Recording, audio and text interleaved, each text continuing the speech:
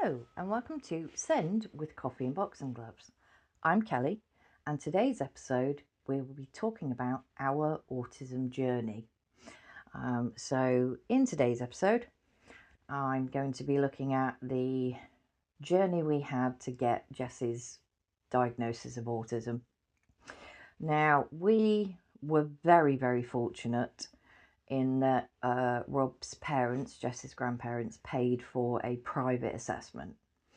Now that's not, to say that we were impatient, because obviously I will go through the timelines, but also it's very interesting to see the complete difference for our experience between the private diagnosis and the NHS diagnosis, because we do have both. And we needed the NHS diagnosis to be able to get the melatonin prescribed. So I'm going to go through the timelines, what each kind of entailed, and just let you know how we got on. Now, I do need to start this by saying that we're going back a couple of years now. So I know wait times were bad then. I know they're even worse now. So just bear that in mind as you listen to obviously what our wait times were. The fact that it was quite a while ago now. And actually, double checking all my dates ready for this episode, even I didn't realise how long ago it was that we actually went through it. But it was also quite interesting to read the report again. So anyway, now you've had some background, let's get into it. So Jessie went to preschool, and one of the ways for the NHS referral into the community paediatrics in our area is that preschool or nursery can submit the referral. And it's a very long form. And of course, parents, you have to, put your point of view over of how, the child behaves at home. We were very lucky at the time. I've mentioned before our childminder. Although I will say this, at the weekend, she put that one of her children wasn't going to be with her for the weekend. So she wasn't going to have someone asking for snacks. I did offer Jessie's services and said, she can't talk, but she can lead you to the snacks. And she was like, no, I want to have a cheap weekend. At which point I was like, I will give you the snacks. You won't have to pay a penny. Still refused. I'm joking, it's fine. But anyway, so her childminder had mentioned about it before anyway.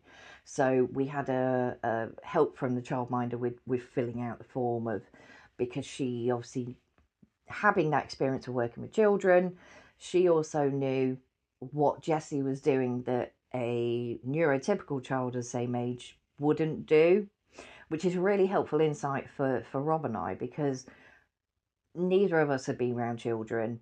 We're both the youngest in our family, and neither of us have big families.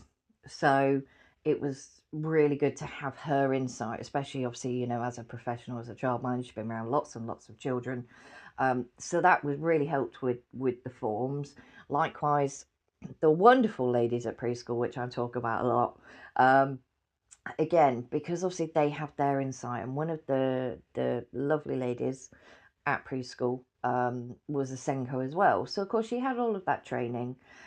They also got in, I think it was early help, but they had a lady that came in just to kind of give advice around Jessie, again to help with the referral. And I know it took the ladies a while to collate all of the information that was needed for this referral into community paediatrics, and that is just to try and get your foot in the door.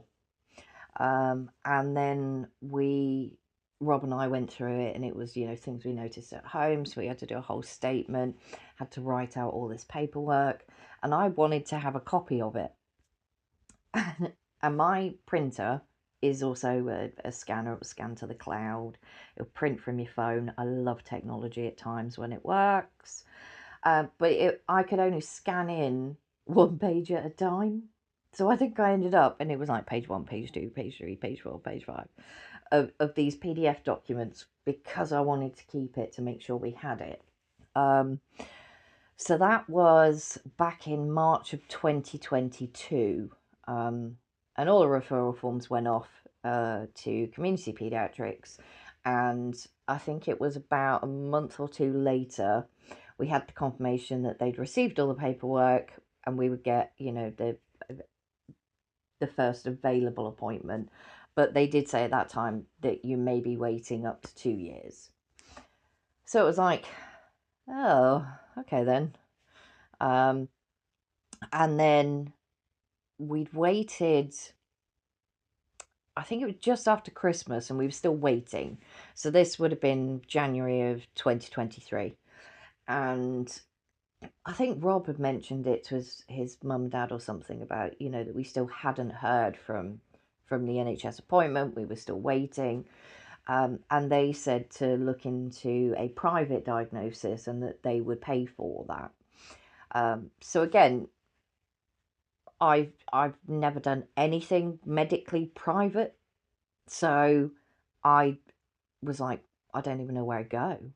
So obviously Googling, but then also finding local groups and getting personal recommendations.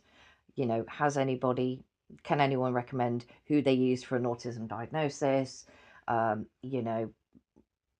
Try and find help around, well, where do I go? Who do I go to? What do I look for? So one of the best things, there was a lovely lady it was a local group, and I was like, look, I really need help with this. And she literally spelled it out, and she's like, the first thing you need to make sure is that they assess and diagnose via the NICE guidelines. Again, what nice guidelines. Never worked, I've never had any medical training. I've never worked in the medical field. So I was like, well, what a nice guideline. So that's the clinical excellence, I think, is what the CE stands for, but I can't remember the start of it. Probably should have looked at that first. But anyway, because apparently there are places that will do a private assessment, but because they're not done by the NICE guidelines, the local authority, especially if you need to get an EHCP, they may not accept that diagnosis. Likewise, the NHS may not accept that diagnosis. So your local doctor might be like, no, can't accept it.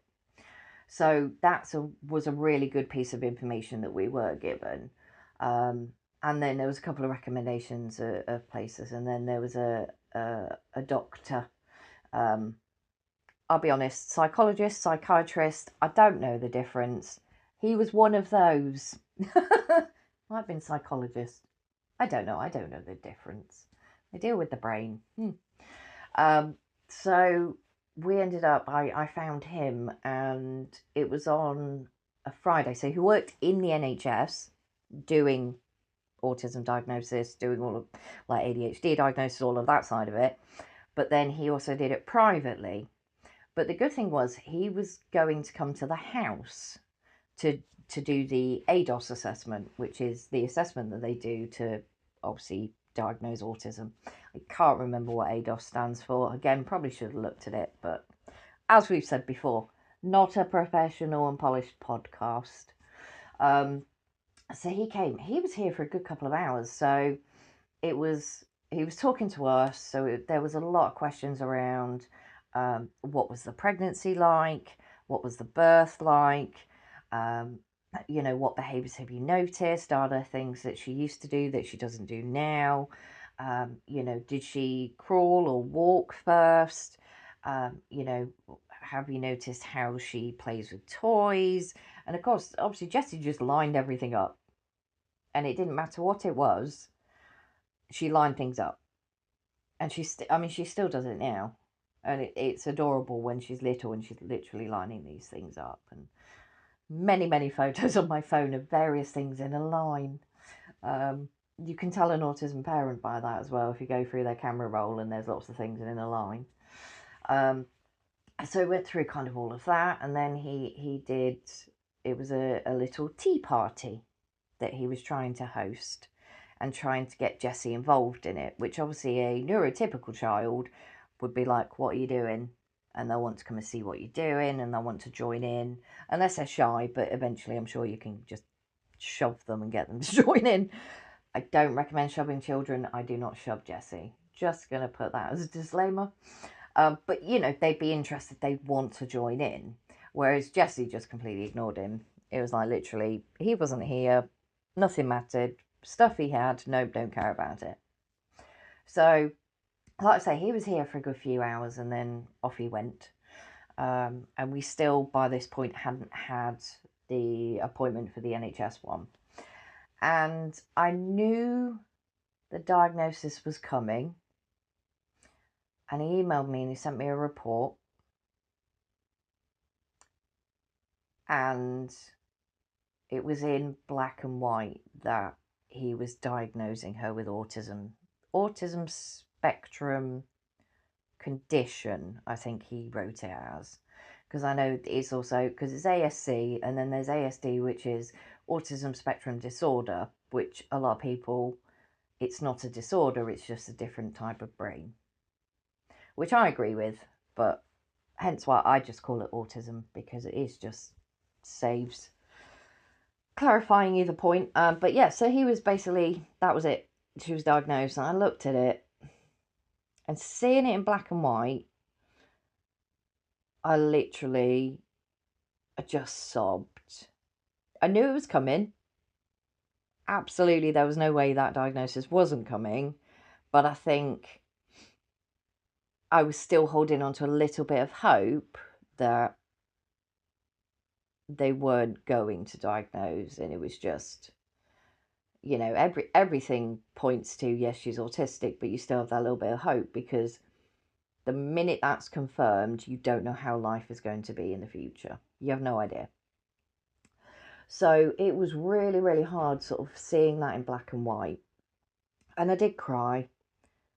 And I did grieve as well. And I think that was the thing that shocked me the most, was I was grieving because of this diagnosis.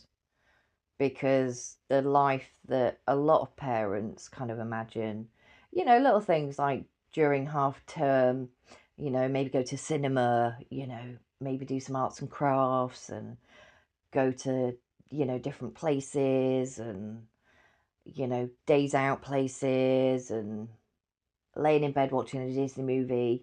All of that has just gone in an instant, because you don't know how life is going to be, because you don't know how she is going to be with her autism. So that was really hard, but it was even harder because I felt like I must be the only person that feels that way, and I felt guilty that I was grieving because she's still here. But I've learned along the way, everything I feel is valid. I'm allowed to feel what I feel, and it's okay. And you know what? I'm not on my own, because even though people don't talk about those sorts of feelings much, everybody gets them. We're only human, you know? So, but it's a really detailed report around it. And then the thing I did like about it was there was all these sort of, you know, websites, charities, support groups, and it was like 2 pages of this report was just these sort of recommendations for groups. There was recommendations on books we should read, which I've got a couple, and I confess not read them yet. It's been a while. But that was very helpful as well. And that was in the April of 2023 that we got the report. So it was quite nice when we were out, because we used to go to a soft play and then they closed it. But it was a wacky warehouse and Jessie loved it. And obviously, because of how she behaved at times, had to go, I'm really sorry, she's potentially autistic. We're just waiting. And then you'd get like some really nice mums there, and they would be like, I don't think it's potentially, but you have to wait, don't you? It's like, yes, been waiting for a long time. But it was nice the minute you say that, and then someone goes, oh yeah, you know, I've got an autistic child, like, don't worry about it. Because I think some parents, we understand how some neurotypical parents can be with us. So I think the minute that you know someone else is a SEN parent, you're like, yeah, I get it. Don't worry. I know what challenges you face. So it was nice to then be able to say she's autistic because we had it in black and white. And obviously we made sure that the doctor that did it, he did diagnose within NICE guidelines, because that's what he did 4 days a week. And then on a Friday he would do the assessments privately. So so we had that, and then I think it was about the June of 2023. It wasn't much sort of later after, might have even been the May. I couldn't find the letter and I didn't want to dig it out because it's in a folder somewhere. I'd like to say it's really organised, but it's not massively organised. It could be better. So then it was, about May or June we got the letter, and we had the first NHS appointment in July 2023. So we'd waited, I think it was a year and 4 months in the end, which was better than obviously waiting 2 years. But I'm fully aware that in the current climate, if someone said you had to wait a year and 4 months, many people would be, yes, I'm fine with that. Because I know that in some places it's between 3 and 5 years just to get the assessment. But again, this is a fair few years ago now. So I printed out a copy of the report from the private report and took that. I printed out a sleep diary. So for 2 weeks, I logged exactly what time Jessie went to bed, what time she was up, what time she went back to sleep if she did, any naps during the day. And I did that for 2 weeks because I've been told by one of my friends, had said, if you want melatonin, take a sleep diary, because she was told that they wouldn't get a prescription without it. So I was like, definitely, I'm not missing out on this melatonin prescription. Thank you very much. So I took that as well.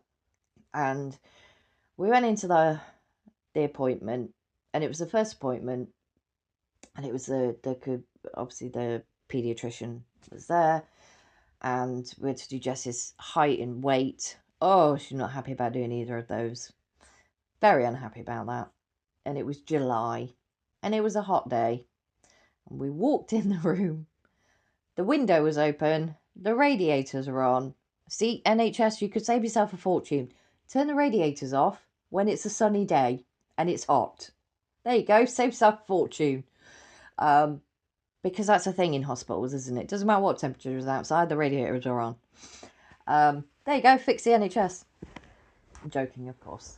You should know my humour by now. So we were in this room, and Jessie got really upset being in this room. And then in the end, Rob was like, I'm just going to take her out in the waiting room. And the consultant, she was like, that's absolutely fine. And then I was talking to her. And I had the paperwork with me, but it was in my bag, ready to kind of get it out and say, well, look, I really appreciate you might have to go through your process, but we've got this. And we sat there and talked a bit about Jess's sort of behaviours, things like that. She clearly read what we'd put in the referral form, and she sat there and she went, I'm diagnosing her autistic.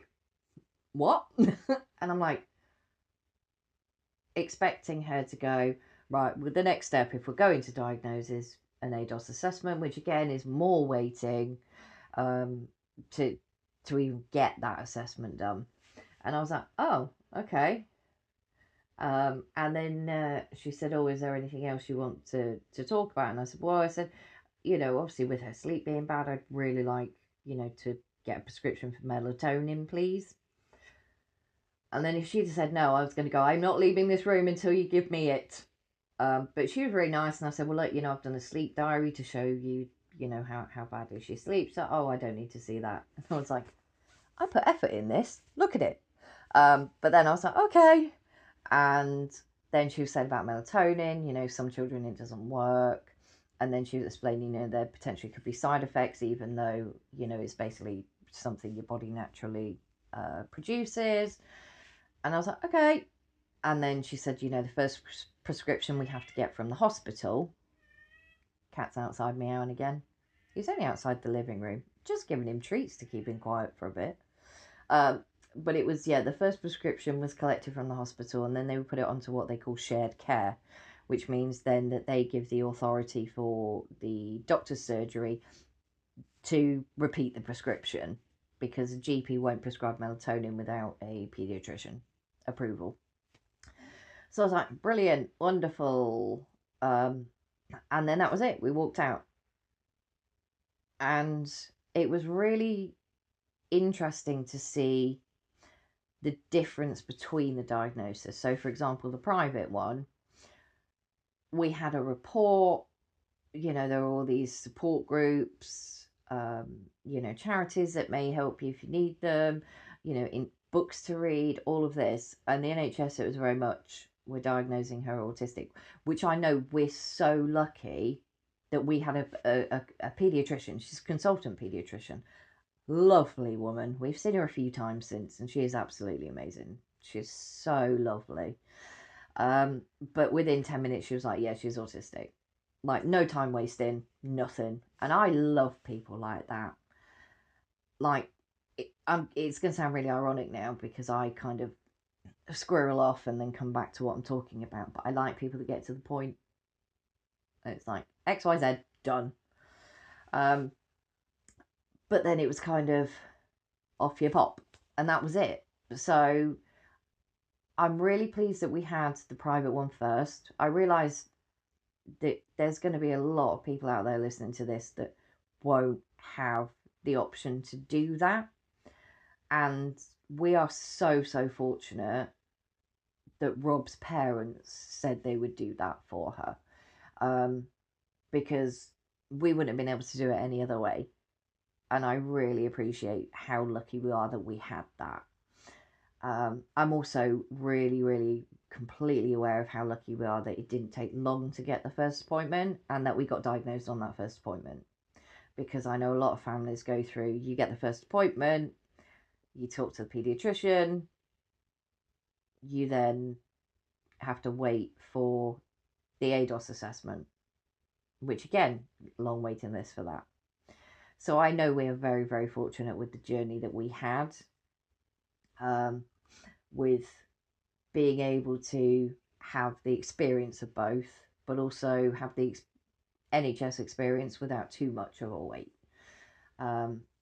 Plus, I've never had an issue. So the local authority, when we were doing the EHCP, they ask for like evidence of various things, and I was like, well, I've got this autism diagnosis report, because I feel like we were doing that before she was diagnosed. Actually, can't remember my timeline on the EHCP. I'm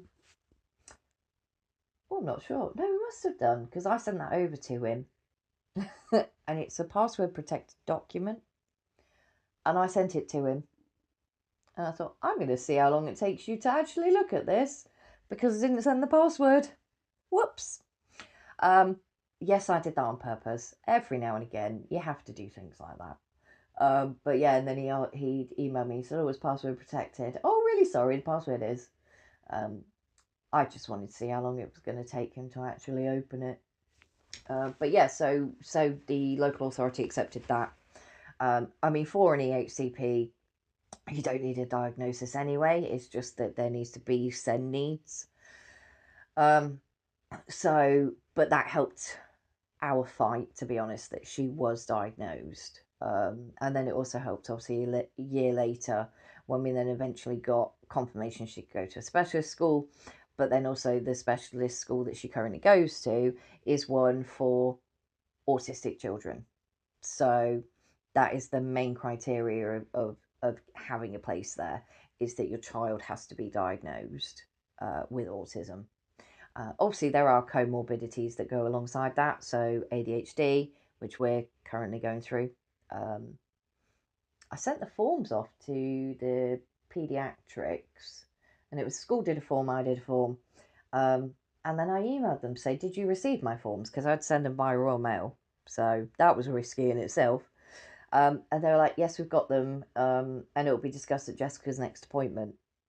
Well, I haven't had an appointment letter through, so I might have to email them. I'll do that in a minute.